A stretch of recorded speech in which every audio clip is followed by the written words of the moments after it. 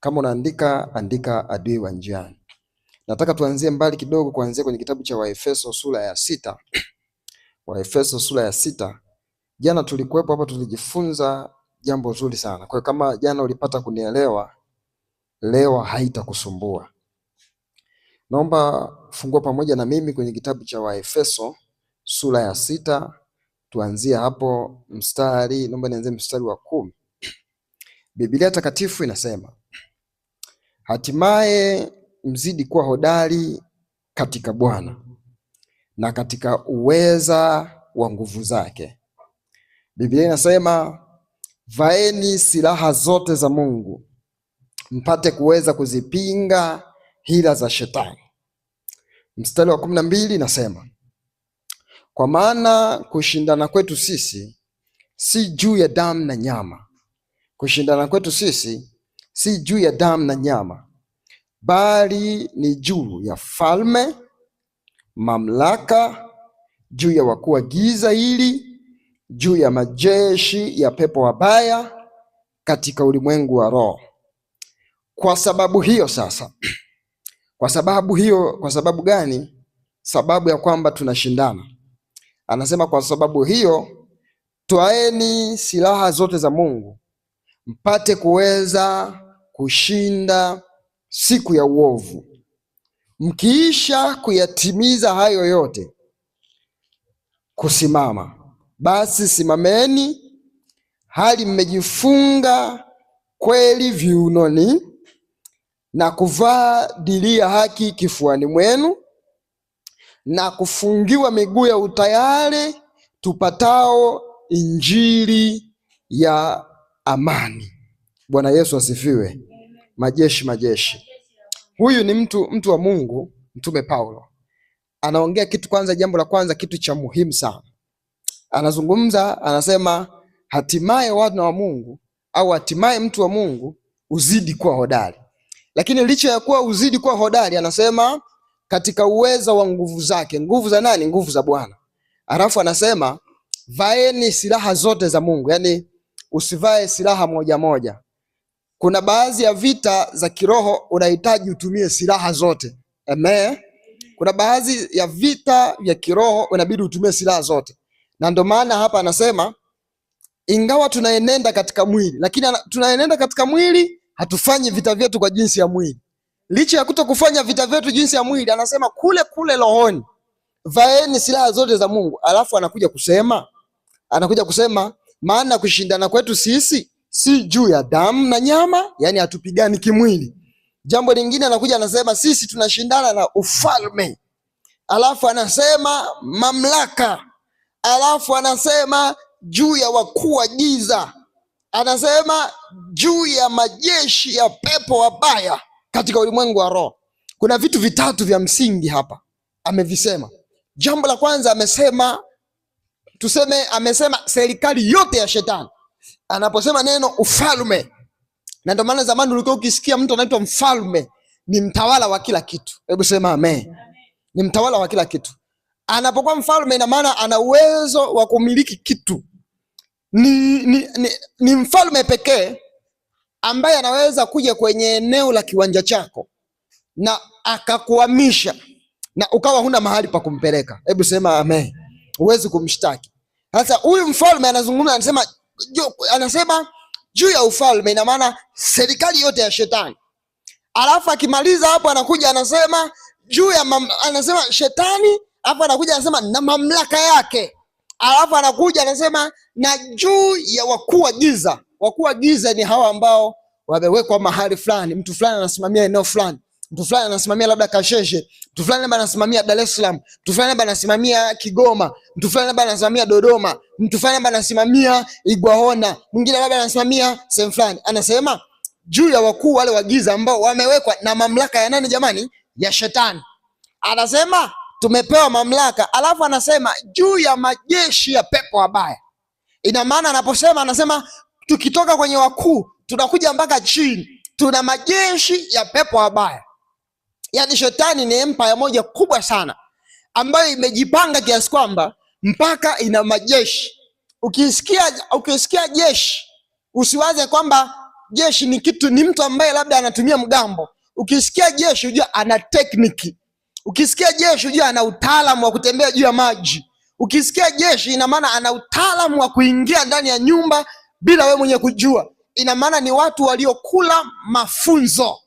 Na ndio maana hapa anakuja anasema juu ya jeshi, afu hawa jeshi sio kwamba ni wazuri, juu ya majeshi ya pepo wabaya katika ulimwengu wa roho. Ina maana haya majeshi ukiona yametumwa mapepo, huwa hayaji ndani ya mtu kwa nia iliyo njema. Ukiona mtu amejaribiwa kutumiwa pepo la aina yoyote, aidha likae katika tumbo, aidha likae katika mwili, ili jeshi la pepo mbaya kila linapotumwa kuingia ndani ya mtu lina lengo maalum. Na ndio maana kila unapoona kwenye maisha yako unasumbuliwa na mapepo, pepo lililopo ndani yako, hata kama wakiwa wanasema wanalituliza kwa ubani, likawa linatulia, ujue tu ndani ya mwili wako haliwezi kukuacha salama. Tulijifunza tukaja kuona kumbe kwenye ulimwengu wa roho mtu ana mikono kama mwilini. Kwa hiyo pepo anaweza akakaa ndani akawa anatulizwa, ila mikono yako alishachukua, ila tumbo lako alishachukua, ila macho yako alishachukua. Sasa kumbe tuanza kuona haya majeshi ya pepo wabaya kumbe ni majeshi ambayo yanafanya kazi kwenye ulimwengu wa roho, lakini yanafanya kazi kwenye ulimwengu wa roho kwa nia isiyokuwa nzuri. Hebu sema amen. Naomba twende tena kwenye kitabu cha Ufunuo wa Yohana. Fungua pamoja na mimi kwenye kitabu cha Ufunuo wa Yohana sura ya 12 na mstari wa 7. Biblia Takatifu inasema kulikuwa na vita mbinguni, Mikaeli na malaika zake wakapigana na yule joka, na yule joka akapigana nao pamoja na malaika zake, nao hawakushinda, wala mahala pao hapakuonekana tena mbinguni.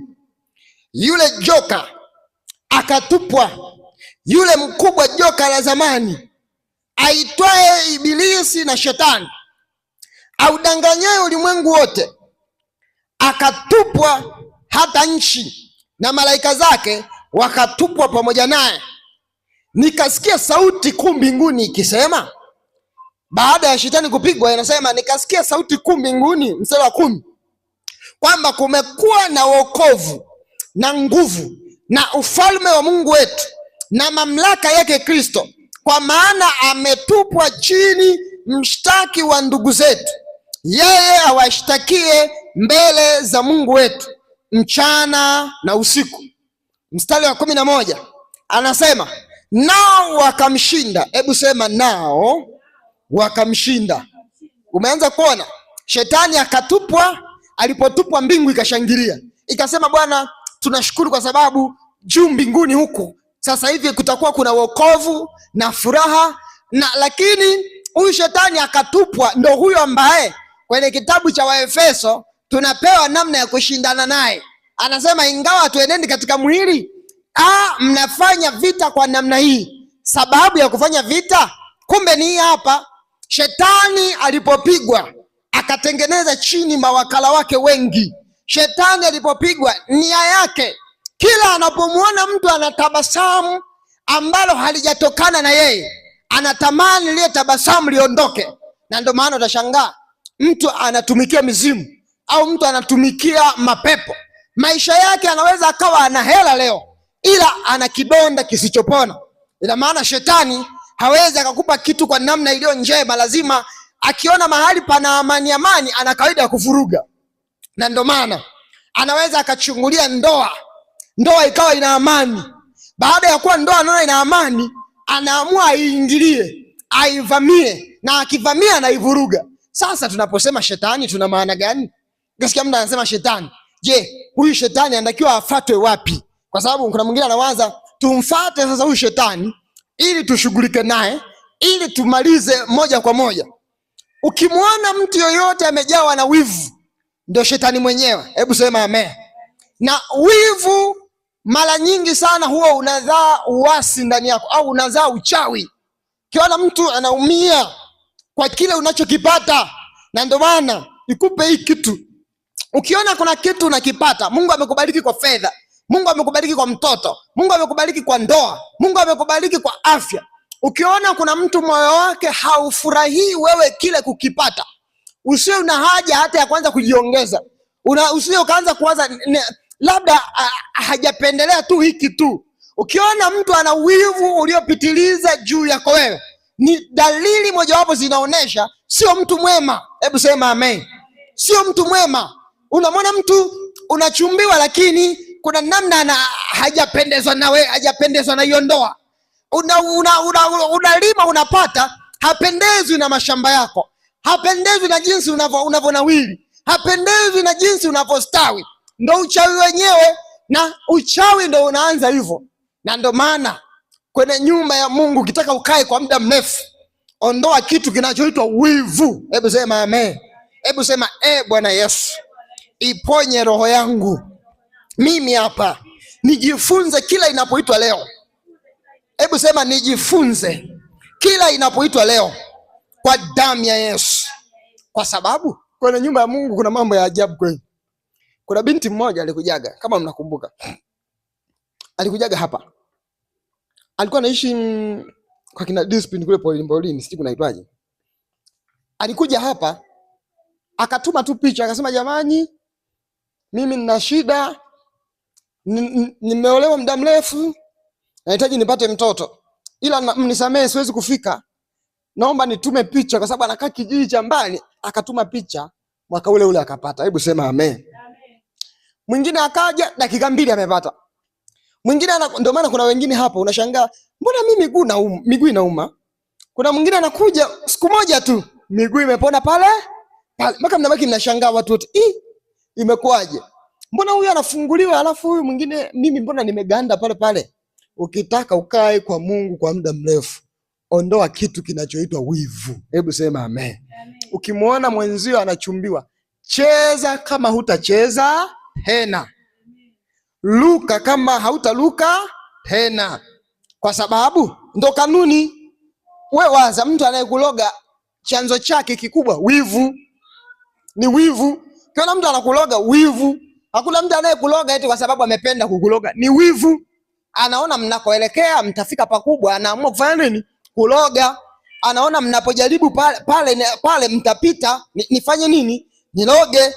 Anasema sasa, twende mstari wa 11. Hawa wanadamu nao wakamshinda kwa damu ya mwanakondoo na kwa neno la ushuhuda wao, ambao hawakupenda maisha yao hata kufa. Akasema, kwa hiyo shangilieni enyi mbingu, nanyi mkao humo. Ole wenu, ole wa nchi na bahari, ole wale wanaokaa Uloa, kwa maana yule Ibilisi ameshakwisha kutupwa kwenu, mwenye ghadhabu nyingi, akijua ya kuwa ana wakati mchache.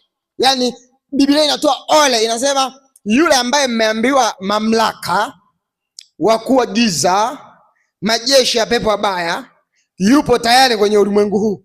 Na Biblia inasema ole wale wakao katika nchi. Inatoa neno tahadhari. Sasa tunapozungumza adui wa njiani ni nini? Adui wa njiani, kuna adui wa aina nyingi. Adui wa kwanza ni shetani na mapepo. Adui wa kwanza ni mtu anaamua kutumia njia ya kiroho kukuzuia. Mtu anakuzuiaje? Kwanza anakuwa ameshaona kwenye ulimwengu wa roho.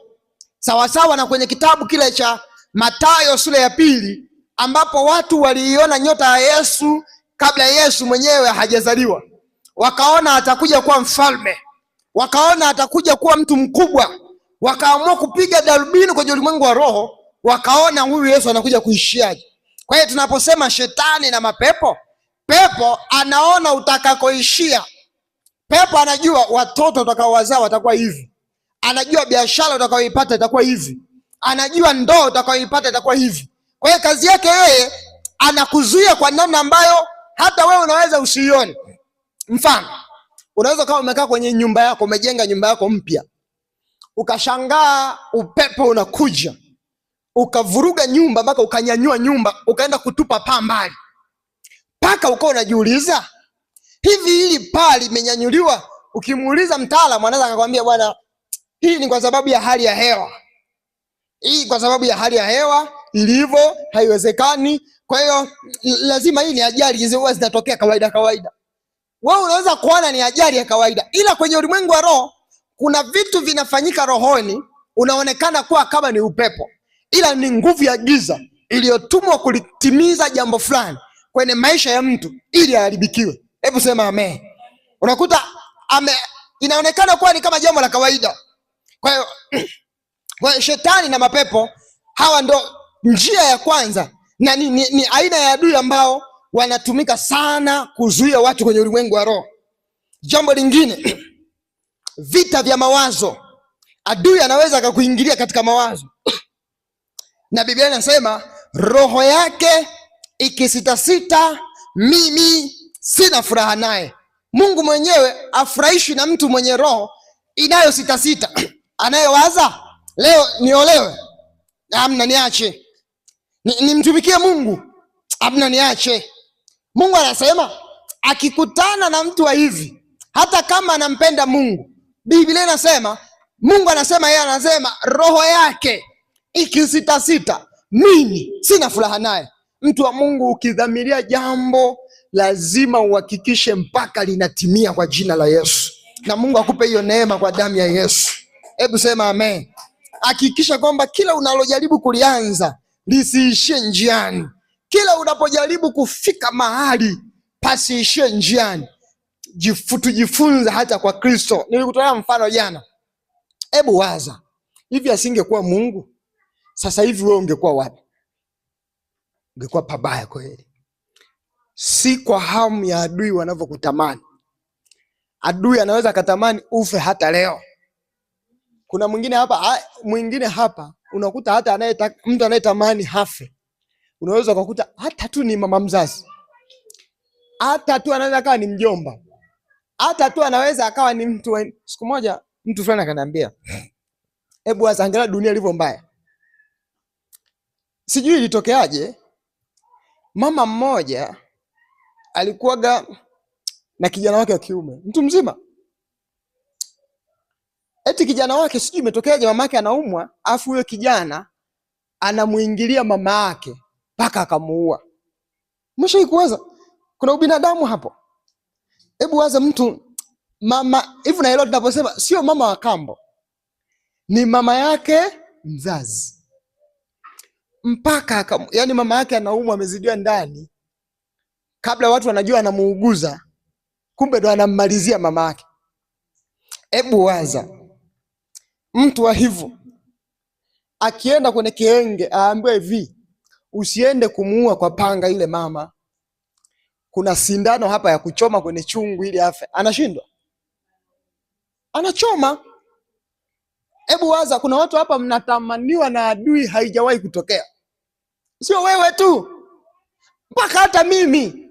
Kuna wengine wanawaza kakidondoka kale tunakavaga pale pale, na hapa adondoki mtu. Hebu sema amen. Mwingine anawaza kakidondoka kale pale pale tunapita. Unatembea njiani, wanatamani tusubiria anguko lake. Na kwa kadiri unavyotengeneza maadui wengi, ndivyo anguko lako wanalitamani wakiwa wengi. Hebu sema amen. Anguko lako na ndio maana ukishajigundua una maadui wengi, piga kazi kama hujawahi kupiga kazi. Kila mtu anayewaza anasubiria tuone katafika wapi. Hakawezi kuwa hako, lazima kataishia njiani. Kuna watu wengine hapa, mwingine anawaza haka kanajifanya kanauza sana kuliko wengine. Kuna wengine wanatamani waje washerehekee msiba wako, waseme bwana leo huyu amefariki, waone umepotea. Ndivyo adui. Kuna watu hapa mmekaa, ila shangazi ndo anatumbua macho yote, anasubiria aone mwisho wako. Mwingine mama mkwe ametumbua macho yote, anasubiria aone mwisho wako. Mimi nasema wataishia kukuona ukistawi kwa jina la Yesu. Hebu sema amen. Wataishia kukuona ukipanda viwango na viwango. Watashuhudia kuona mtu ananyanyuka bila kuona ananyanyukia wapi. Mimi unayeniona hapa nimedhamiria. Biblia inaposema kwamba roho yake ikisitasita, sina furaha naye. Nikwambie, nimedhamiria ile mission Mungu aliyonipa, iwe kwa machozi, iwe ni kwa kulia, iwe ni kwa kutembea usiku, lazima iwe kwa jina la Yesu. Hata wewe sajili kichwani mwako, hebu sema amen, kwamba hata kama njia iwe na matope kiasi gani, nyumba yangu najenga vile vile. Hata kama niwe na madeni makubwa kiasi gani, hakuna deni la kunimeza mimi. Hata kama niwe na adui wengi nyumbani kwangu, hakuna adui wa kuamua kifo changu. Hata kama adui wanishambulia kwa maneno, hakuna neno la kuniyumbisha. Na Mungu akikuangalia mtu kama wewe, anajivunia, anasema kuna mtu yupo pale, nimemuona dada fulani yuko pale, anasema hatodondoka, na Mungu atakuwa pamoja na wewe kwa jina la Yesu. Haleluya, haleluya. Na ninamwomba Mungu akufunike kwa damu ya Yesu. Hebu sema amen. Akufunike kwa damu ya Yesu. Sikiliza, kuna watu hapa mpo, unawaza hivi, mimi baba nilishawahi kuumizwa, na ninaumizwa kwa namna ya ajabu sana. Kwenye familia yetu sisi kwetu hizi ni maskini, ila kwetu tuna matajiri, ila wale matajiri wameamua kutufanya kama miskule. Kuna watu mko hapa, unashangaa ba mdogo tajiri, ba mkubwa tajiri, wewe na baba yako wote maskini. Alafu inatokea anawafukuza, wala hata usitamani hela zake. Kuna muda mtu ukimwomba msaada hataki, achana naye. Usijikombekombe kwa mtu asiyetaka kukusaidia, achana naye. Hebu sema amen. Usijikombekombe. Nakwambia hata kama mtu akikutupa, mtu wa Mungu anafananishwa na mbegu ambayo mbegu ukitaka kupanda hindi, unaona huo mwindi mmoja, huo mwindi ni mmoja, ila ndani yake umebeba mahindi zaidi ya 5, 6, 7 mwindi huo.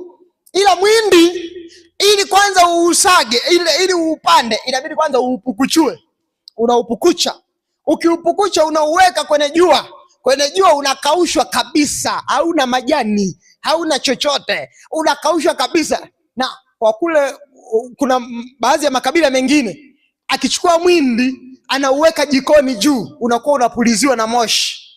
Ikifika muda wa kuvuna, muda wa kupanda, anakata, anapukuchua.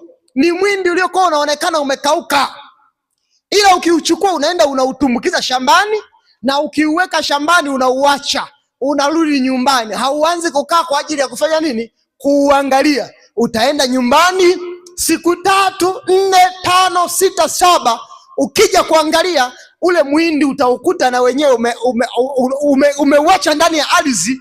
Baadaye unakaa ndani ya ardhi, unakuja unashtuka kwamba mimi sitaki kukaa ndani ya ardhi. Utashangaa umepasua ardhi wenyewe. Ndio maana unashangaa, unaenda kwenye shamba, unashangaa shamba limeanza kupasuka pasuka. Ina maana mahindi yaliyokuwa yamezikwa yamegoma kukaa chini. Sembuse mahindi yanagoma kukaa chini. Je, wewe ambaye una miguu yote, je, wewe ambaye una macho yote, hakuna kukaa chini. Inuka kwa jina la Yesu. Hakuna kudondoka chini, pasua ardhi utoke kwa jina la Yesu. Haleluya. Hebu sema amen. Yaani natamani tupate watu, mimi unayeniona hapa, kwa majira kama haya niko ardhini natembea. Kuna majira nitapasua ardhi, kila mtu atashangaa. Kuna majira ardhi itapasuka, mtu atatoka. Kuna majira ardhi itapasuka, nitatoka nikiwa na matunda. Kuna muda ardhi itapasuka, nitatoka nikiwa niko salama. Ndivyo ambavyo inakuwa kwako kwa jina la Yesu. Utapasua ardhi ya nyumbani kwenu, utainuka wewe ukiwa tajiri kwa jina la Yesu. Utapasua ardhi ya nyumbani kwenu, utainuka wewe ukiwa tajiri kwa jina la Yesu. Utapasua ardhi na kibuyu cha wachawi, utatoka na afya yako kwa damu ya Yesu. Hebu sema amen. Na haya maneno ya kupate wewe kwa jina la Yesu. Nasema tena, haya maneno ya kupate wewe kwa jina la Yesu. Lisipungue neno hata moja, lisipungue neno hata moja. Umebezwa sana, umeongelewa sana, mabaya mengi sana, ila Mungu nikwambie, jicho lake linakuona, jicho lake linaangaza mchana na usiku. Mungu anaangalia muda wa kukuinua wewe. Tulia ndani ya mikono ya Kristo, usitoke ndani ya mikono ya Kristo. Ipo saa yaja juu ya maisha yako, ipo saa itaongea juu ya maisha yako, na wale waliokubeza watakuona ukipanda juu. Na kubeba mwanangu, nenda juu, na kubeba mwanangu, nenda juu, na kubeba leo, nenda juu, na kubeba Jumatatu ya leo, nenda juu, na kubeba leo, nenda juu, nenda juu, nenda juu, nenda juu, nenda juu kwa jina la Yesu. Na haya maneno yamekupata kwa damu ya Yesu. Hebu sema amen. haya maneno yamekupata wewe. Nasikia moyoni mwangu Roho Mtakatifu anasema mwambie kwamba yale maneno yote niliyosema yamekupata. Saa ya kuibuka ni mwaka huu, saa ya kuchipuka ni mwaka huu, saa ya kupata ndoa ni mwaka huu, saa ya kupata biashara ni mwaka huu. Wewe hebu sema ni mwaka huu mimi. Hebu sema ni mwaka huu. Hayo maneno yosema sema kwa kumaanisha. Hebu sema ni mwaka huu. Ukisema hivyo ni mwaka huo, Mungu anaangalia ni muda gani sasa. Utashangaa ni mwezi wa pili, mwezi wa tatu. Kuna mtu tarehe moja kati ya miezi iliyobaki itabadilisha historia ya maisha yake. Hebu sema amen. Itabadilisha historia ya maisha yako. Atapatikana mtu ambaye hukumtarajia. Itatokea kitu ambacho hukitarajia. Itatokea biashara ambayo hukutarajia. Utashika pesa ambayo hukutarajia. Utapata kazi ambayo hukutarajia. Na utasema hakika yake Mungu ameniona. Na utalukaluka ukifurahi kwa sababu Bwana amekuona. Naomba jicho la Bwana likuone kwa jina la Yesu. Na ninaomba jicho la Bwana likuone kwa damu ya Yesu. Hebu sema amen. Hebu sema kuanzia leo hii mimi sizuiliki. Hebu sema mimi sizuiliki. Sizuiliki na wachawi. Hebu sema sizuiliki na wachawi. Sizuiliki na waganga, na wasoma nyota, na watu wa aina yoyote. Sizuiliki kwa damu ya Yesu. Hebu sema amen. Piga Yesu makofi makubwa. Raba kapantu shanta raba mandu. Raka pasunda shanda bawa. Sasa tunataka tu tukaombe. Natamani leo tutumie muda mzuri sana kwa ajili ya kuomba. Hebu sema amen. Tutakamata kila adui anayesimama mbele kwa ajili ya kuzuia baraka zetu. Kwa mfano kuna mtu anaitwa Danieli. Danieli aliomba. Kulikuwa kuna pingamizi la kiroho. Naomba tusome kwenye kitabu cha Danieli sura ya 10. Tuangalie hapo. Baada ya hapo twende tuombe. Danieli sura ya 10. Rakapandu shandaraba kapa. Indaraba kapa shunduru busatata. Katika mwaka wa 3 wa Koreshi mfalme wa Uajemi, Danieli ambaye jina lake aliitwa Belteshaza alifunuliwa neno hili. Na neno lile lilikuwa kweli, maana ni vita vikubwa. Naye akalifahamu neno lile, akaelewa ni maono hayo.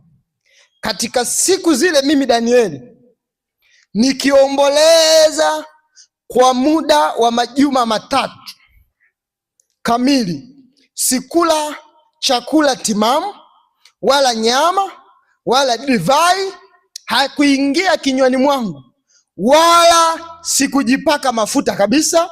Majuma 3 yalipotimia, na siku ya 24 ya mwezi, nilipokuwa kando ya ule mto mkubwa Hideleki, anasema naliinua macho yangu nikatazama, kumbe mtu alivikwa nguo za kitani, viuno mwake vimefungwa dhahabu safi. Mwili wake pia ulikuwa kama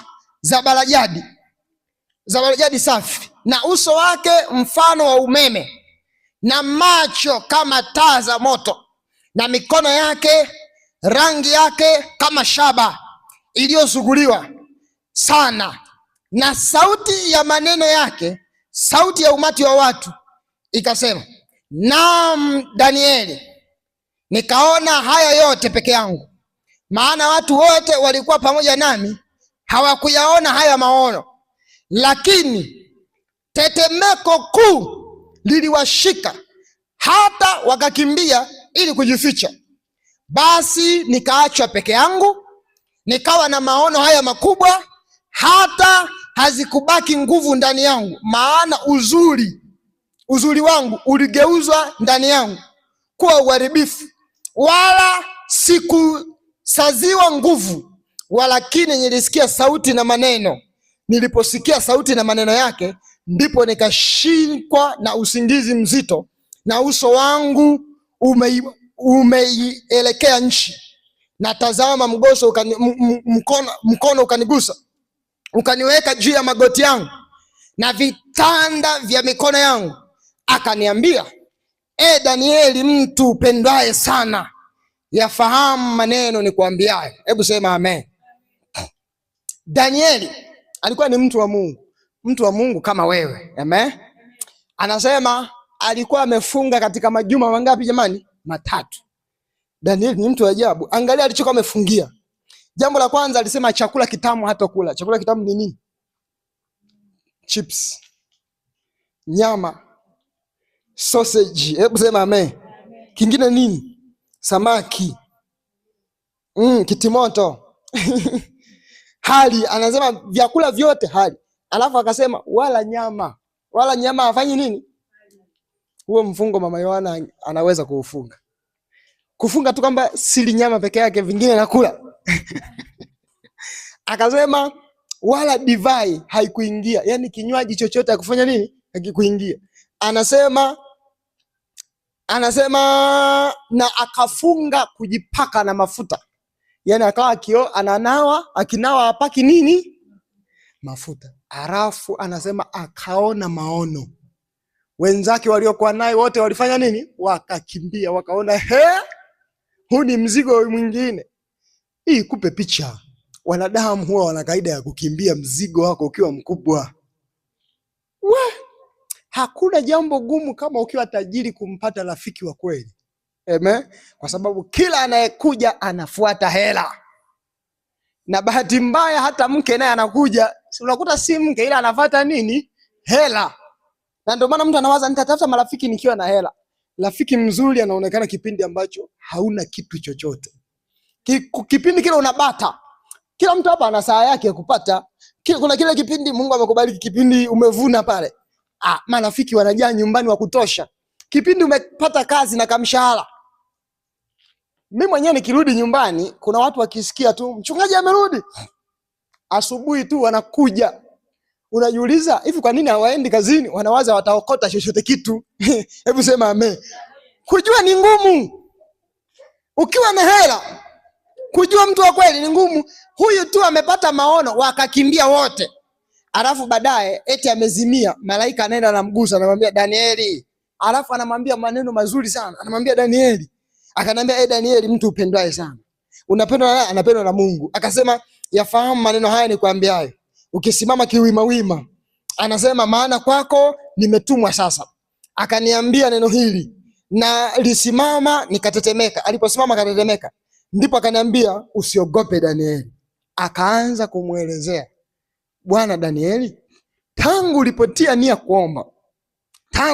nia kuomba Danieli, maombi yako siku ile ile yalijibiwa. Yani ulipotia tu nia kwamba nataka niombe, Mungu anasema aliyajibu maombi yako pale pale. Ila mkuu wa Uajemi, ukisikia leo neno Uajemi ndio Ukraine, anasema mkuu wa Uajemi sio sasa rais. Kumbuka huyu ni malaika ambaye amekuja mpaka watu wamekimbia, mpaka Danieli mwenyewe ametetemeka. Amen. Mpaka Danieli mwenyewe ametetemeka. Alafu anasema na nguvu zake zote hizo, anasema Bwana, tangu ulipotia nia kuomba na kabla hujafunga yale majuma siku 21, mimi hapa nilipewa majibu yako nikuletee. Ila mkuu wa Uajemi akazuia maombi yangu. Alipozuia maombi yangu yale mkuu wa Uajemi, nilikaa pale ndani ya siku 21.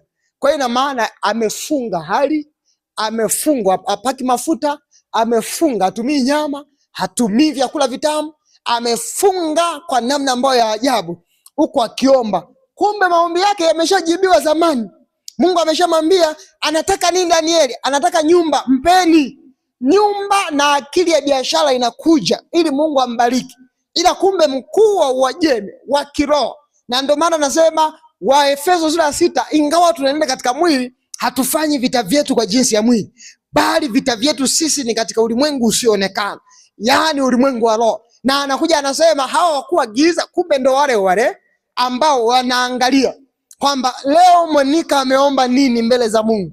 Ameomba Mungu ampe mtaji. Ule mtaji mbinguni, taarifa zinafika.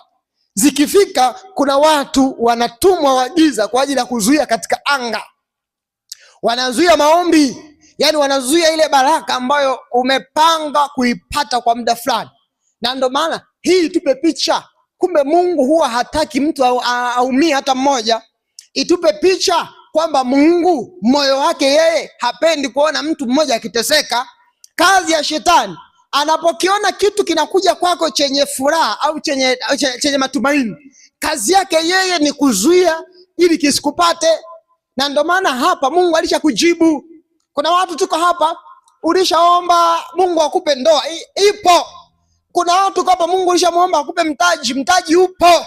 Una mtu hapa, mtu alishaomba Mungu akuponye, afya yako ilishatumwa tayari. Ila kuna wakuu wa giza ambao hawa ndio adui wa njiani, wamekaa mahali wanasema haitatokea itokee, na wanaongea kwa kujinadi, haitakaa itokee huyu dada akapona, haitakaa itokee huyu mama akafanikiwa, haitakaa itokee huyu mtu akapona ugonjwa alionao. Tumzuie mwanzo mpaka mwisho, mpaka tuhakikishe ya kwamba amedondoka chini. Na ndio maana kuna mtu kwa hapa, mateso ni mengi, shida ni nyingi, kila mtu unayekuwa naye karibu baadaye anakuumiza. Kumbe vile vitu unavyoviomba vimeshakuja, ila kuna mkuu wa Uajemi amekaa mahali. Hebu sema leo utaachia baraka zangu. Hebu sema leo utaachia baraka zangu. Sawa. Sasa adui ya njiani mwingine, ziko mbili tu tumalizie. Jambo lingine adui ya njiani anachokifanya, akishaona unakaribia kupata, anakuletea majaribu ya imani yako. Ayubu alipitia majaribu makubwa. Ukianza kusoma kitabu cha Ayubu mstari wa kwanza, palikuwa na mtu mmoja aliyekuwa akimcha Mungu pamoja yeye na watoto wake. Mungu yakatokea mazungumzo kwenye mpaka sura ya pili hapo mpaka mstari wa 6. Yakatokea mazungumzo kati ya Mungu na shetani. Mungu anajivunia, anamwambia, umeona mtumishi wangu Ayubu alivyomchaji na mtu mwelekevu na ni mtu anayempenda Mungu. Anajivunia. Kujivunia kwake kumbe ndio kukamponza. Baadaye imani yake ikateteleka mpaka mke wake akawa anamwambia, wewe Ayubu, mkufuru Mungu ili ufe. Yaani mke anasema hivyo, mkufuru Mungu ili ufe. Lakini bahati nzuri Ayubu hakuikana imani yake. Usiikane imani yako kwa jina la Yesu. Jambo lingine la mwisho, adui wa njiani anaweza kutumwa kwa ajili ya kukatisha tamaa, ili uache safari yako hata kabla hujafika mwisho. Anakusemesha kwa lugha, anakwambia haitokee. Jaribu kutafuta option ya pili, jaribu kutafuta solution ya pili, jaribu kufanya hivi na hivi na hivi. Ndivyo ambavyo unavyoweza kufanikiwa, au unavyoweza. Kwa mfano, unaweza kukaa unataka jambo fulani, unaliombea, anakuja mtu anakukatisha tamaa mpaka wewe unashangaa. Adui wa njiani ndivyo walivyo. Hebu sema amen. Naomba usimame juu, nataka twende tukaombe. Raba kapandusha tarababa reke pasundu shandaraba kaparabandu raba kapandu shandarabandu. Tutaenda kupiga kila adui aliyekaa njiani. Kila mtu utaomba, tutapiga kila adui aliyekaa njiani. Hivyo nilivyokufundisha, kamata tu hayo mambo matatu ya muhimu. Jambo la kwanza, anayezuia baraka zako. Jambo la pili, anayeharibu imani yako. Jambo la tatu, anayekukatisha tamaa. Vitu vitatu tu vya muhimu. Hebu sema maneno haya. Hebu sema, Bwana Yesu, ninakuja mbele zako, ninaomba msamaha. Yawezekana kuna mahali popote, kama unaandika, andika adui wa njiani. Nataka tuanzie mbali kidogo, kuanzia kwenye kitabu cha Waefeso sura ya 6. Waefeso sura ya 6. Jana tulikuwepo hapa, tulijifunza jambo zuri sana. Kwa hiyo kama jana ulipata kunielewa, leo haitakusumbua. Naomba fungua pamoja na mimi kwenye kitabu cha Waefeso sura ya 6. Tuanzie hapo mstari, naomba nianze mstari wa 10. Biblia takatifu inasema, hatimaye mzidi kuwa hodari katika Bwana na katika uweza wa nguvu zake. Biblia inasema, vaeni silaha zote za Mungu mpate kuweza kuzipinga hila za shetani. Mstari wa 12 inasema, kwa maana kushindana kwetu sisi si juu ya damu na nyama. Kushindana kwetu sisi si juu ya damu na nyama, bali ni juu ya falme, mamlaka, juu ya wakuu wa giza hili, juu ya majeshi ya pepo wabaya katika ulimwengu wa roho. Kwa sababu hiyo sasa, kwa sababu gani? Sababu ya kwamba tunashindana. Anasema kwa sababu hiyo twaeni silaha zote za Mungu mpate kuweza kushinda siku ya uovu, mkiisha kuyatimiza hayo yote kusimama. Basi simameni hali mmejifunga kweli viunoni, na kuvaa dirii ya haki kifuani mwenu, na kufungiwa miguu ya utayari tupatao injili ya amani. Bwana Yesu asifiwe. Majeshi majeshi. Huyu ni mtu wa Mungu, Mtume Paulo anaongea kitu kwanza, jambo la kwanza, kitu cha muhimu sana. Anazungumza, anasema hatimaye wana wa Mungu au hatimaye mtu wa Mungu uzidi kuwa hodari. Lakini licha ya kuwa uzidi kuwa hodari, anasema katika uweza wa nguvu zake. Nguvu za nani? Nguvu za Bwana. Alafu anasema vaeni silaha zote za Mungu. Yani usivae silaha moja moja. Kuna baadhi ya vita za kiroho unahitaji utumie silaha zote. Amen. Kuna baadhi ya vita vya kiroho unabidi utumie silaha zote. Na ndio maana hapa anasema ingawa tunaenenda katika mwili, lakini tunaenenda katika mwili, hatufanyi vita vyetu kwa jinsi ya mwili. Licha ya kutokufanya vita vyetu jinsi ya mwili, anasema kule kule rohoni vaeni silaha zote za Mungu. Alafu anakuja kusema maana kushindana kwetu sisi si juu ya damu na nyama, yani hatupigani kimwili. Jambo lingine anakuja anasema sisi tunashindana na ufalme. Alafu anasema mamlaka. Alafu anasema juu ya wakuu wa giza. Anasema juu ya majeshi ya pepo wabaya katika ulimwengu wa roho. Kuna vitu vitatu vya msingi hapa amevisema. Jambo la kwanza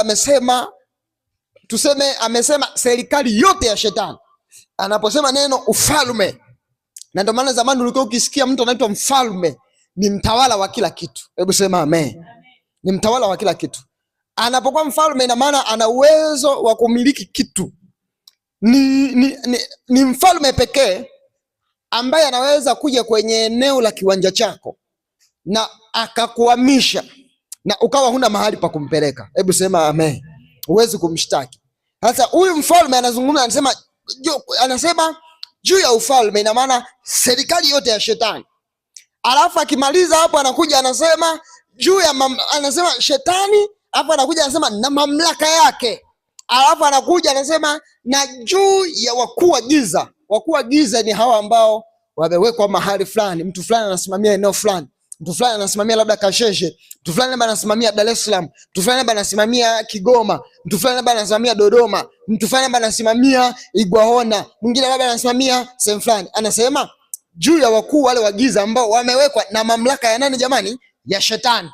Anasema tumepewa mamlaka. Alafu anasema juu ya majeshi ya pepo wabaya. Ina maana anaposema, anasema tukitoka kwenye wakuu tunakuja mpaka chini, tuna majeshi ya pepo wabaya. Yaani shetani ni empire moja kubwa sana ambayo imejipanga kiasi kwamba mpaka ina majeshi. Ukisikia jeshi, usiwaze kwamba jeshi ni kitu, ni mtu ambaye labda anatumia mgambo. Ukisikia jeshi unajua ana tekniki. Ukisikia jeshi unajua ana utaalamu wa kutembea juu ya maji. Ukisikia jeshi ina maana ana utaalamu wa kuingia ndani ya nyumba bila wewe mwenye kujua. Ina maana ni watu waliokula mafunzo. Na ndio maana hapa anakuja anasema juu ya jeshi, afu hawa jeshi sio kwamba ni wazuri, juu ya jeshi, majeshi ya pepo wabaya katika ulimwengu wa roho. Ina maana haya majeshi ukiona yametumwa mapepo, huwa hayaji ndani ya mtu kwa nia iliyo njema. Ukiona mtu amejaribiwa kutumiwa pepo la aina yoyote, aidha likae katika tumbo, aidha likae katika mwili, ili jeshi la pepo mbaya kila linapotumwa kuingia ndani ya mtu lina lengo maalum. Na ndio maana kila unapoona kwenye maisha yako unasumbuliwa na mapepo, pepo lililopo ndani yako, hata kama wakiwa wanasema wanalituliza kwa ubani, likawa linatulia, ujue tu ndani ya mwili wako haliwezi kukuacha salama. Tulijifunza tukaja kuona kumbe kwenye ulimwengu wa roho mtu ana mikono kama mwilini. Kwa hiyo pepo anaweza akakaa ndani akawa anatulizwa, ila mikono yako alishachukua, ila tumbo lako alishachukua, ila macho yako alishachukua. Sasa kumbe tuanza kuona haya majeshi ya pepo wabaya, kumbe ni majeshi ambayo yanafanya kazi kwenye ulimwengu wa roho, lakini yanafanya kazi kwenye ulimwengu wa roho kwa nia isiyokuwa nzuri. Hebu sema amen. Naomba twende tena kwenye kitabu cha Ufunuo wa Yohana. Fungua pamoja na mimi kwenye kitabu cha Ufunuo wa Yohana sura ya 12 na mstari wa 7. Biblia Takatifu inasema kulikuwa na vita mbinguni, Mikaeli na malaika zake wakapigana na yule joka, na yule joka akapigana nao pamoja na malaika zake, nao hawakushinda, wala mahala pao hapakuonekana tena mbinguni. Yule joka akatupwa, yule mkubwa joka la zamani aitwaye Ibilisi na Shetani, audanganyaye ulimwengu wote, akatupwa hata nchi, na malaika zake wakatupwa pamoja naye. Nikasikia sauti kuu mbinguni ikisema, baada ya Shetani kupigwa, inasema nikasikia sauti kuu mbinguni, mstari wa 10, kwamba kumekuwa na wokovu na nguvu na ufalme wa Mungu wetu na mamlaka yake Kristo, kwa maana ametupwa chini mshtaki wa ndugu zetu, yeye awashtakie mbele za Mungu wetu mchana na usiku. Mstari wa 11 anasema nao wakamshinda. Hebu sema nao wakamshinda. Umeanza kuona Shetani akatupwa. Alipotupwa, mbingu ikashangilia, ikasema, Bwana tunashukuru kwa sababu juu mbinguni huku sasa hivi kutakuwa kuna wokovu na furaha. Na lakini huyu Shetani akatupwa, ndo huyo ambaye kwenye kitabu cha Waefeso tunapewa namna ya kushindana naye. Anasema ingawa tuenendi katika mwili, mnafanya vita kwa namna hii. Sababu ya kufanya vita kumbe ni hii hapa. Shetani alipopigwa akatengeneza chini mawakala wake wengi. Shetani alipopigwa, nia yake kila anapomwona mtu anatabasamu ambalo halijatokana na yeye, anatamani lile tabasamu liondoke. Na ndio maana utashangaa mtu anatumikia mizimu au mtu anatumikia mapepo. Maisha yake anaweza akawa ana hela leo, ila ana kidonda kisichopona. Ina maana Shetani hawezi akakupa kitu kwa namna iliyo njema. Lazima akiona mahali pana amani, ana kawaida ya kuvuruga. Na ndio maana anaweza akachungulia ndoa ikawa ina amani. Baada ya kuwa ndoa anaona ina amani, anaamua aiingilie, aivamie, na akivamia anaivuruga. Sasa tunaposema Shetani tuna maana gani? Ukisikia mtu anasema Shetani, je, huyu Shetani anatakiwa afatwe wapi? Kwa sababu kuna mwingine anawaza tumfate sasa huyu Shetani ili tushughulike naye, ili tumalize moja kwa moja. Ukimwona mtu yoyote amejawa na wivu, ndio Shetani mwenyewe. Hebu sema amen. Na wivu mara nyingi sana huwa unazaa uasi ndani yako, au unazaa uchawi. Ukiona mtu anaumia kwa kile unachokipata, na ndio maana nikupe hii kitu. Ukiona kuna kitu unakipata, Mungu amekubariki kwa fedha, Mungu amekubariki kwa mtoto, Mungu amekubariki kwa ndoa, Mungu amekubariki kwa afya. Ukiona kuna mtu moyo wake haufurahii wewe kile kukipata, usiwe una haja hata ya kwanza kujiongeza. Usiwe ukaanza kuwaza labda hajapendelea tu hiki tu. Ukiona mtu ana wivu uliopitiliza juu yako wewe, ni dalili mojawapo zinaonesha sio mtu mwema. Hebu sema amen. Sio mtu mwema. Unamwona mtu unachumbiwa, lakini kuna namna hajapendezwa na wewe, hajapendezwa na hiyo ndoa. Unalima unapata, hapendezwi na mashamba yako, hapendezwi na jinsi unavyonawili, hapendezwi na jinsi unavyostawi. Ndo uchawi wenyewe, na uchawi ndo unaanza hivyo. Na ndo maana kwenye nyumba ya Mungu ukitaka ukae kwa muda mrefu, ondoa kitu kinachoitwa wivu. Hebu sema amen. Hebu sema Bwana Yesu, iponye roho yangu mimi hapa, nijifunze kila inapoitwa leo. Hebu sema nijifunze kila inapoitwa leo kwa damu ya Yesu. Kwa sababu kwenye nyumba ya Mungu kuna mambo ya ajabu kweli. Kuna binti mmoja alikujaga, kama mnakumbuka, alikujaga hapa. Alikuwa anaishi kwa kina Discipline kule Pauline, sijui kunaitwaje. Alikuja hapa akatuma tu picha, akasema jamani, mimi nina shida, nimeolewa muda mrefu, nahitaji nipate mtoto, ila mnisamehe siwezi kufika. naomba nitume picha, kwa sababu anakaa kijiji cha mbali, akatuma picha, mwaka ule ule akapata. Hebu sema amen. Mwingine akaja dakika 2 amepata. Mwingine ndio maana kuna wengine hapa unashangaa, mbona mimi miguu inauma? Kuna mwingine anakuja siku moja tu miguu imepona pale pale, mpaka mnabaki mnashangaa watu wote, imekuwaje? Mbona huyu anafunguliwa alafu huyu mwingine mimi mbona nimeganda pale pale? Ukitaka ukae kwa Mungu kwa muda mrefu, ondoa kitu kinachoitwa wivu. Hebu sema amen. Ukimwona mwenzio anachumbiwa, cheza kama hutacheza tena, luka kama hautaluka tena, kwa sababu ndo kanuni. We waza, mtu anayekuloga chanzo chake kikubwa wivu, ni wivu. Kiona mtu anakuloga wivu. Hakuna mtu anayekuloga eti kwa sababu amependa kukuloga, ni wivu. Anaona mnakoelekea mtafika pakubwa, anaamua kufanya nini? Kuloga. Anaona mnapojaribu pale mtapita, nifanye nini? Niloge. Anasema sasa, twende mstari wa 11. Hawa wanadamu nao wakamshinda kwa damu ya mwanakondoo na kwa neno la ushuhuda wao, ambao hawakupenda maisha yao hata kufa. Akasema, kwa hiyo shangilieni enyi mbingu, nanyi mkao humo. Ole wenu, ole wa nchi na bahari, ole wale wanaokaa Uloa, kwa maana yule Ibilisi ameshakwisha kutupwa kwenu, mwenye ghadhabu nyingi, akijua ya kuwa ana wakati mchache. Yani Biblia inatoa ole, inasema yule ambaye mmeambiwa mamlaka, wakuu wa giza, majeshi ya pepo wabaya, yupo tayari kwenye ulimwengu huu. Na Biblia inasema ole wale wakao katika nchi. Inatoa neno tahadhari. Sasa tunapozungumza adui wa njiani ni nini? Adui wa njiani, kuna adui wa aina nyingi. Adui wa kwanza ni shetani na mapepo. Adui wa kwanza ni mtu anaamua kutumia njia ya kiroho kukuzuia. Mtu anakuzuiaje? Kwanza anakuwa ameshaona kwenye ulimwengu wa roho, sawasawa na kwenye kitabu kile cha Mathayo sura ya 2, ambapo watu waliiona nyota ya Yesu kabla Yesu mwenyewe hajazaliwa. Wakaona atakuja kuwa mfalme, wakaona atakuja kuwa mtu mkubwa, wakaamua kupiga darubini kwenye ulimwengu wa roho, wakaona huyu Yesu anakuja kuishiaje.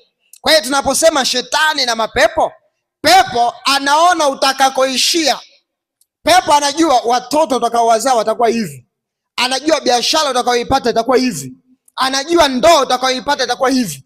Kwa hiyo kazi yake yeye anakuzuia kwa namna ambayo hata wewe unaweza usiione. Mfano, unaweza kama umekaa kwenye nyumba yako, umejenga nyumba yako mpya, ukashangaa upepo unakuja ukavuruga nyumba mpaka ukanyanyua nyumba ukaenda kutupa paa mbali, mpaka uko unajiuliza, hivi hili paa limenyanyuliwa? Ukimuuliza mtaalamu anaweza akakwambia, bwana, hii ni kwa sababu ya hali ya hewa. Hii kwa sababu ya hali ya hewa ilivyo, haiwezekani. Kwa hiyo lazima, hii ni ajali hizo zinatokea kawaida. Wewe unaweza kuona ni ajali ya kawaida, ila kwenye ulimwengu wa roho kuna vitu vinafanyika rohoni, unaonekana kuwa kama ni upepo, ila ni nguvu ya giza iliyotumwa kulitimiza jambo fulani kwenye maisha ya mtu ili aharibikiwe. Hebu sema amen. Unakuta inaonekana kuwa ni kama jambo la kawaida. Kwa hiyo shetani na mapepo hawa ndo njia ya kwanza, na ni aina ya adui ambao wanatumika sana kuzuia watu kwenye ulimwengu wa roho. Jambo lingine, vita vya mawazo. Adui anaweza akakuingilia katika mawazo na Biblia inasema roho yake ikisitasita, mimi sina furaha naye. Mungu mwenyewe afurahishi na mtu mwenye roho inayositasita, anayewaza leo niolewe, amna niache, nimtumikie Mungu, amna niache. Mungu anasema akikutana na mtu wa hivi, hata kama anampenda Mungu, Biblia inasema, Mungu anasema, yeye anasema roho yake ikisitasita, mimi sina furaha naye. Mtu wa Mungu, ukidhamiria jambo lazima uhakikishe mpaka linatimia kwa jina la Yesu, na Mungu akupe hiyo neema kwa damu ya Yesu. Hebu sema amen. Hakikisha kwamba kila unalojaribu kulianza lisiishie njiani. Kila unapojaribu kufika mahali pasiishie njiani. Tujifunze hata kwa Kristo. Nilikutolea mfano jana. Hebu waza, hivi asingekuwa Mungu, sasa hivi wewe ungekuwa wapi? Ungekuwa pabaya kweli. Si kwa hamu ya adui wanavyokutamani. Adui anaweza katamani ufe hata leo. Kuna mwingine hapa unakuta hata mtu anayetamani hafe, unaweza kukuta hata tu ni mama mzazi, hata tu anaweza akawa ni mjomba, hata tu anaweza akawa ni mtu. Siku moja mtu fulani akaniambia, hebu angalia dunia ilivyo mbaya. Sijui ilitokeaje, mama mmoja alikuwaga na kijana wake wa kiume, mtu mzima. Eti kijana wake sijui imetokeaje, mamake anaumwa, afu huyo kijana anamuingilia mama yake mpaka akamuua. Umeshaikuwaza kuna ubinadamu hapo? Hebu waza mtu mama hivi, na hilo tunaposema sio mama wa kambo, ni mama yake mzazi, mpaka yani mama yake anaumwa, amezidiwa ndani, kabla watu wanajua anamuuguza, kumbe ndo anammalizia mama yake. Hebu waza mtu wa hivyo akienda kwenye kienge aambiwe hivi, usiende kumuua kwa panga ile mama, kuna sindano hapa ya kuchoma kwenye chungu ili afe, anashindwa? Anachoma. Hebu waza, kuna watu hapa mnatamaniwa na adui, haijawahi kutokea. Sio wewe tu, mpaka hata mimi. Kuna wengine wanawaza kakidondoka kale tunakavaga pale pale, na hapa adondoki mtu. Hebu sema amen. Mwingine anawaza kakidondoka kale pale pale tunapita. Unatembea njiani, wanatamani tusubiria anguko lake. Na kwa kadiri unavyotengeneza maadui wengi, ndivyo anguko lako wanalitamani wakiwa wengi. Hebu sema amen. Anguko lako na ndio maana ukishajigundua una maadui wengi, piga kazi kama hujawahi kupiga kazi. Kila mtu anayewaza anasubiria tuone katafika wapi. Hakawezi kuwa hako, lazima kataishia njiani. Kuna watu wengine hapa, mwingine anawaza haka kanajifanya kanauza sana kuliko wengine. Kuna wengine wanatamani waje washerehekee msiba wako, waseme bwana leo huyu amefariki, waone umepotea. Ndivyo adui. Kuna watu hapa mmekaa, ila shangazi ndo anatumbua macho yote, anasubiria aone mwisho wako. Mwingine mama mkwe ametumbua macho yote, anasubiria aone mwisho wako. Mimi nasema wataishia kukuona ukistawi kwa jina la Yesu. Hebu sema amen. Wataishia kukuona ukipanda viwango na viwango. Watashuhudia kuona mtu ananyanyuka bila kuona ananyanyukia wapi. Mimi unayeniona hapa nimedhamiria. Biblia inaposema kwamba roho yake ikisitasita sina furaha naye, nikwambie nimedhamiria ile mission Mungu aliyonipa, iwe kwa machozi, iwe ni kwa kulia, iwe ni kwa kutembea usiku, lazima iwe kwa jina la Yesu. Hata wewe sajili kichwani mwako, hebu sema amen, kwamba hata kama njia iwe na matope kiasi gani, nyumba yangu najenga vile vile. Hata kama niwe na madeni makubwa kiasi gani, hakuna deni la kunimeza mimi. Hata kama niwe na adui wengi nyumbani kwangu, hakuna adui wa kuamua kifo changu. Hata kama adui wanishambulia kwa maneno, hakuna neno la kuniyumbisha. Na Mungu akikuangalia mtu kama wewe, anajivunia, anasema kuna mtu yupo pale, nimemuona dada fulani yuko pale, anasema hatodondoka, na Mungu atakuwa pamoja na wewe kwa jina la Yesu. Haleluya, haleluya. Na ninamwomba Mungu akufunike kwa damu ya Yesu. Hebu sema amen. Akufunike kwa damu ya Yesu. Sikiliza, kuna watu hapa mpo unawaza hivi, mimi baba nilishawahi kuumizwa, na ninaumizwa kwa namna ya ajabu sana. Kwenye familia yetu sisi kwetu hizi ni maskini, ila kwetu tuna matajiri, ila wale matajiri wameamua kutufanya kama miskule. Kuna watu mko hapa unashangaa, ba mdogo tajiri, ba mkubwa tajiri, wewe na baba yako wote maskini. Alafu inatokea anawafukuza, wala hata usitamani hela zake. Kuna muda mtu ukimwomba msaada hataki, achana naye. Usijikombe kombe kwa mtu asiyetaka kukusaidia, achana naye.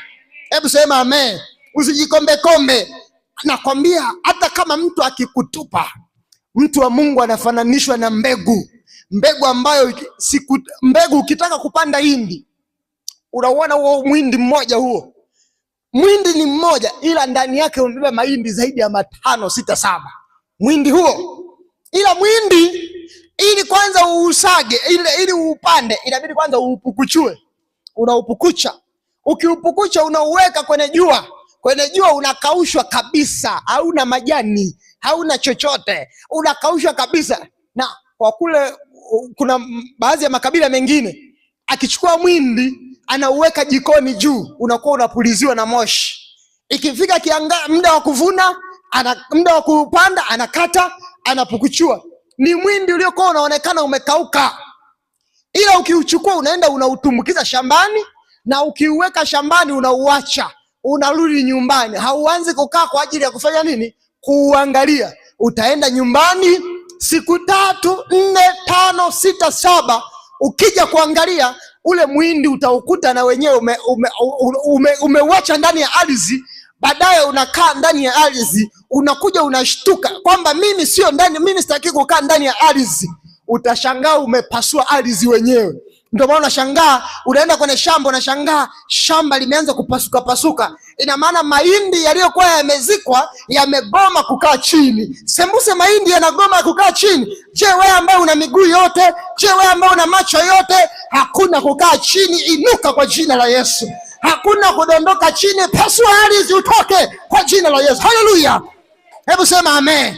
Yaani natamani tupate watu, mimi unayeniona hapa, kwa majira kama haya niko ardhini natembea. Kuna majira nitapasua ardhi, kila mtu atashangaa. Kuna majira ardhi itapasuka, mtu atatoka. Kuna majira ardhi itapasuka, nitatoka nikiwa na matunda. Kuna muda ardhi itapasuka, nitatoka nikiwa niko salama. Ndivyo ambavyo inakuwa kwako kwa jina la Yesu. Utapasua ardhi ya nyumbani kwenu. Utainuka wewe ukiwa tajiri kwa jina la Yesu. Utapasua ardhi ya nyumbani kwenu. Utainuka wewe ukiwa tajiri kwa jina la Yesu. Utapasua ardhi na kibuyu cha wachawi. Utatoka na afya yako kwa damu ya Yesu. Hebu sema amen. Na haya maneno ya kupate wewe kwa jina la Yesu. Nasema tena, haya maneno ya kupate wewe kwa jina la Yesu. Lisipungue neno hata moja. Lisipungue neno hata moja. Umebezwa sana, umeongelewa sana, mabaya mengi sana, ila Mungu nikwambie, jicho lake linakuona, jicho lake linaangaza mchana na usiku. Mungu anaangalia muda wa kukuinua wewe. Tulia ndani ya mikono ya Kristo, usitoke ndani ya mikono ya Kristo. Ipo saa yaja juu ya maisha yako, ipo saa itaongea juu ya maisha yako, na wale waliokubeza watakuona ukipanda juu. Na kubeba mwanangu, nenda juu. Na kubeba mwanangu, nenda juu. Na kubeba leo, nenda juu. Na kubeba Jumatatu ya leo, nenda juu. Na kubeba leo, nenda juu. Nenda juu, nenda juu, nenda juu, nenda juu kwa jina la Yesu. Na haya maneno yamekupata kwa damu ya Yesu. Hebu sema amen. Haya maneno yamekupata wewe. Nasikia moyoni mwangu Roho Mtakatifu anasema mwambie kwamba yale maneno yote niliyosema yamekupata. Saa ya kuibuka ni mwaka huu. Saa ya kuchipuka ni mwaka huu. Saa ya kupata ndoa ni mwaka huu. Saa ya kupata biashara ni mwaka huu. Wewe hebu sema ni mwaka huu mimi. Hebu sema ni mwaka huu. Hayo maneno unayosema sema kwa kumaanisha. Hebu sema ni mwaka huu. Ukisema hivyo ni mwaka huo, Mungu anaangalia ni muda gani sasa. Utashangaa ni mwezi wa 2, mwezi wa 3. Kuna mtu tarehe moja kati ya miezi iliyobaki itabadilisha historia ya maisha yake. Hebu sema amen. Itabadilisha historia ya maisha yako. Atapatikana mtu ambaye hukumtarajia. Itatokea kitu ambacho hukitarajia. Itatokea biashara ambayo hukutarajia. Utashika pesa ambayo hukutarajia. Utapata kazi ambayo hukutarajia, na utasema hakika yake Mungu ameniona, na utalukaluka ukifurahi kwa sababu Bwana amekuona. Naomba jicho la Bwana likuone kwa jina la Yesu. Na ninaomba jicho la Bwana likuone kwa damu ya Yesu. Hebu sema amen. Hebu sema kuanzia leo hii mimi sizuiliki. Hebu sema mimi sizuiliki. Sizuiliki na wachawi. Hebu sema sizuiliki na wachawi. Sizuiliki na waganga, na wasoma nyota, na watu wa aina yoyote. sizuiliki kwa damu ya Yesu. Hebu sema amen. Piga Yesu makofi makubwa.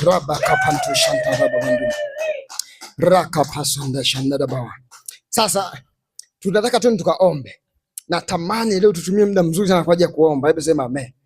Tutakamata kila adui anayesimama mbele kwa ajili ya kuzuia baraka zetu. Kwa mfano, kuna mtu anaitwa Danieli. Danieli aliomba.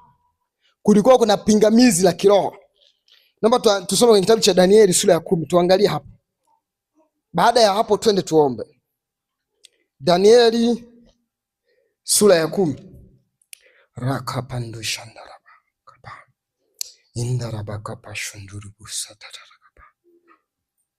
Katika mwaka wa 3 wa Koreshi mfalme wa Uajemi, Danieli ambaye jina lake aliitwa Belteshaza alifunuliwa neno hili. Na neno lile lilikuwa kweli, maana ni vita vikubwa. Naye akalifahamu neno lile, akaelewa ni maono hayo.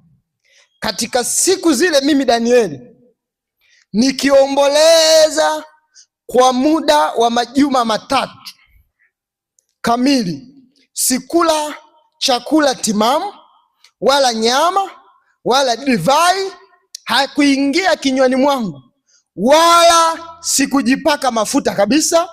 Majuma 3 yalipotimia, na siku ya 24 ya mwezi, nilipokuwa kando ya ule mto mkubwa Hideleki, anasema naliinua macho yangu nikatazama, kumbe mtu alivikwa nguo za kitani, viuno mwake vimefungwa dhahabu safi. Mwili wake pia ulikuwa kama zabarajadi,